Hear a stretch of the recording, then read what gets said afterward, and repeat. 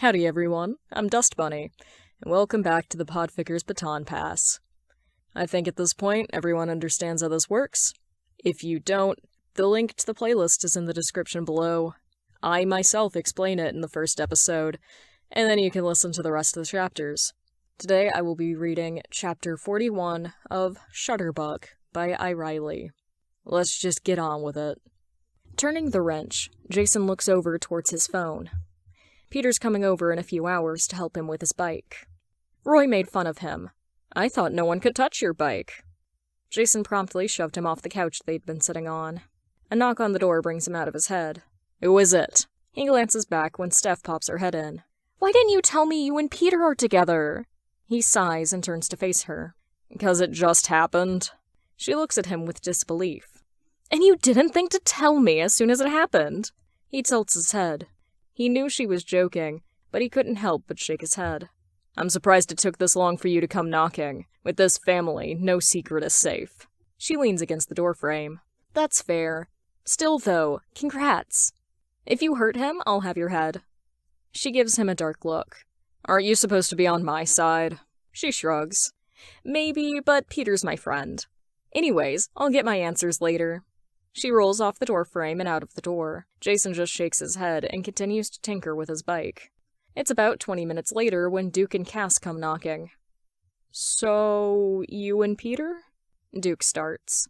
Jason sets his wrench down and looks at the two. Yeah.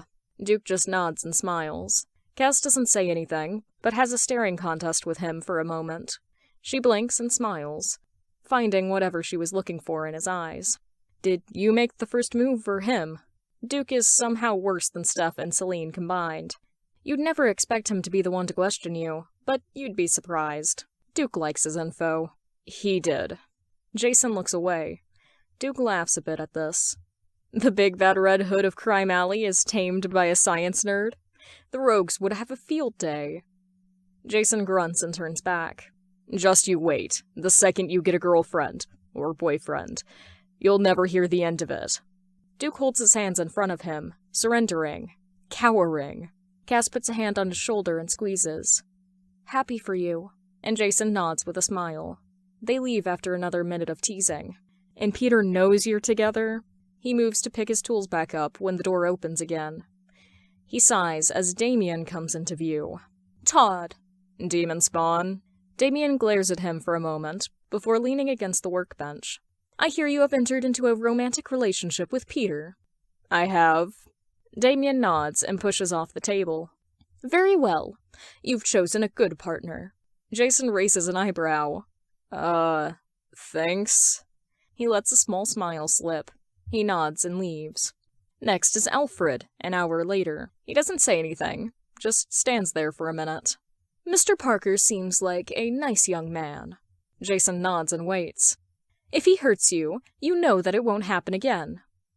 Jason hesitates, but nods. Alfred can be quite menacing. You don't want to mess with his grandkids. While Bruce has a no-kill rule, Alfred has no such reservations. The man owns a rifle at minimum. He leaves after saying a quick congratulations. It's quiet for another few minutes, before there's a knock on the door. Jason sighs and stands. For the love of— Yes, me and Peter are together. Yes, he knows. No, I will not hurt him. I know what will happen if he hurts me. He opens the door roughly to see a lightly blushing Peter. Hey! Jason blinks twice. Hey. He steps to the side to let Peter in. Sorry, everyone's been stopping by to question me. Peter sends him a smile. It's fine. Jason sighs. This is why I have an apartment. Peter nods, probably having the same treatment from his friends. What Jason doesn't know is that on his way to the garage, following Alfred's directions, Damien had stopped him and given him the shovel talk. I know over 200 ways to kill a man. Peter blinks. The shorter teen cut him off. Don't even think about hurting Todd. He didn't wait for a response, instead turning and walking down the hallway into the depths of the manor. Alfred had also stopped him at the entrance. Just to let you know, Master Jason doesn't let anyone into the garage, nor does he let people help with his motorbike. Peter could only nod. I'm glad to have been invited. This seems to please the older man. him switching to a less cold tone, telling him the way. Wade and Matt did the same to me earlier. That's why I couldn't come sooner. Jason nods and shows him the garage, bike, and workbench. You said you couldn't get the engine to work? Jason nods and watches as Peter crouches next to the bike, examining the engine in question. Seems like the cooling fin got bent and stuck between the piston. That and the screw and lock nut tappet adjuster is loose, so the rocker arm isn't tight enough. He looks towards Jason and smiles. How the hell did you even see that? Peter shrugs and walks towards the workbench. I have good eyes. Can I? He gestures to the toolbox, and Jason nods. He grabs the tools he needs and starts to work. Jason leans on the workbench, watching him work. Peter's hands move skillfully and fluidly, like he's done this 100 times before. How'd you learn to do this anyways? Peter hums as he leans back. My uncle used to be big on cars. I used to help him when he got one to fix up. Found the best parts in the scrapyard. Then I got to use big tools when I was older. Mr. Stark let me loose in his lab. Got to build a bunch of stuff. Peter smiles, a small, reminiscent thing, but a smile nonetheless. Mr. Stark? Jason asks. He was kinda like my mentor, a bit like a dad towards the end. He tightens some bolts. What happened, if you don't mind me asking? Peter looked at him and gave a small smile. It's fine. Let's see. There was a big guy, a Titan from space, that wanted to collect these 6 rocks called the Infinity Stones. Once he had them all, he was able to get rid of half the universe. Said something about equality and solving the problems with hunger. Jason could only nod. What else could he do, really? I guess we lost, though. Half of us got turned to dust. I hope it wasn't painful for everyone else, but then, I guess, Mr. Stark invented time travel, which then led to us winning the second battle 5 years later. But to get us all back, he had to use the stone, which ended up costing his life. Peter spoke calmly, but Jason could tell he was still mourning the man. Wait, everyone else? Does that mean you...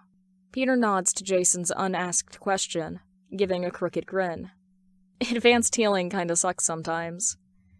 He leaves it at that, and Jason doesn't push. He can imagine, though, or try to at least. How do you even think of describing that kind of pain? Being torn apart when your body is trying to heal. After that, it kinda went downhill. Secret identities got revealed, the world labeled me as a killer, then a big spell to make the world forget, which I ended up messing up, causing other realities to merge with mine for a bit. Have you ever met your alternative self? I met 2 of mine. They were cool. In the end, I lost my aunt, and everyone forgot me. Jason doesn't say anything, still processing, but Peter backpedals, realizing he's been rambling. Sorry, that was kinda depressing. I'm almost done here, though. I just gotta... As he talks, he accidentally hit the wrench on the bike, which promptly sprays him with oil. Jason jumps up to help, but Peter quickly fixes the problem, tightening the cap on the oil in-frame chassis. Peter stands panicked. He pulls his shirt up and off, using it to clean up the small mess on the floor, most of the oil having hit Peter. Jason freezes. Now, realistically, Jason knows Peter is Spider-Man. As such, he knows Peter is insanely strong. Strong enough to lift a car on a very last-minute team-up. But seeing it in person, it's completely different. Sorry, but it's fixed now. Engine's all good too. Jason numbly nods and gives a shaky smile. You okay? He tries not to laugh. Peter nods and pauses, looking down. Then to his crumpled shirt in his hand. His face turns bright red and he starts to apologize. Sorry. Jason stops him, unable to hold back his laugh. Sorry, He takes a deep breath and looks at Peter. Let's go inside and you can take a shower and get changed. Peter gives a hesitant nod. They make their way up, Alfred being too busy with dinner prep, and Damien having made his way out to the barn. They slip into his room, and Jason shows him towards the attached bathroom. Here's a towel. I'll grab you some clothes to change into. Put your clothes in the sink and we'll wash them after. Peter nods and grabs the towel, stepping into the bathroom. Jason waits until he can hear the shower start before stepping away to find some clothes. He makes his way towards his dresser and pulls out a pair of basketball shorts and a simple black hoodie. He's unsure if he should wait in the room or if he should step out. He doesn't get the chance to decide when Peter walks out with a towel wrapped around his waist. Jason makes eye contact with Peter and turns, realizing he was staring. That's, you can use those. I'm gonna step out. Peter stammered out an okay, and Jason quickly slips out of the room. He buried his face in his hands. This is ridiculous. He was the Red Hood, a crime lord and vigilante, the same guy who had taken as many lives as he's saved, even if he doesn't kill anymore. Yet here he was, a blushing mess, all because of a short brown-haired man with big, two-toned doe eyes. Thank God no one was here. He'd never live it down. A bright flash and a sound of gears catches his attention. Slowly turning his head, he sees Tim holding a Polaroid camera. The film slowly prints out from the top as they stare at each other. You have 5 seconds to run. If I catch you, I'll make you eat that photo. The calm in his voice lets Tim know how serious he is. He bolts. After 4 seconds, the door opens and Peter steps out. You live another day, remix. He squints down the hall before turning to Peter. Want to see if it runs?